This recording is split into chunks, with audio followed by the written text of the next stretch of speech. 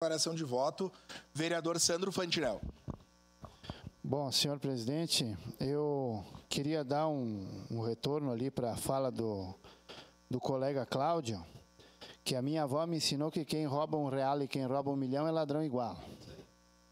Porém, 60 mil reais e 90 bilhões, para a sociedade brasileira, eu não sei qual que prejudica mais. Não está certo. Roubou tem que pagar. R$1 é ladrão, 1 milhão é ladrão.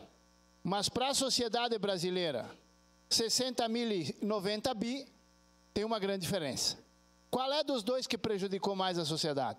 E como o vereador Frisso falou, os pobres, os que ganham pouco, né? Prejudicou os que ganham pouco. Então a gente não pode, certas coisas devem ser faladas, quem era tem que ser punido, mas certas equiparações não procedem, são utopias. Isso não existe perante do que aconteceu. E respondendo também à fala do vereador Frisso, que a direitosa roubou bastante, vereador Frisso, do Temer para trás não existia nem direitosa nem esquerdosa, era tudo um conluio.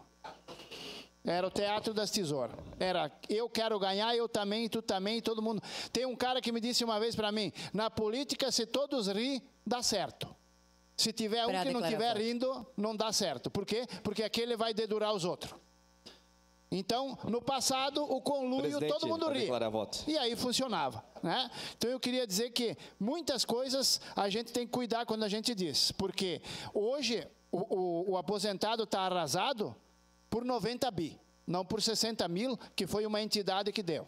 Está errado? Está errado. Tem que pagar? Tem que pagar. Mas não tem comparação.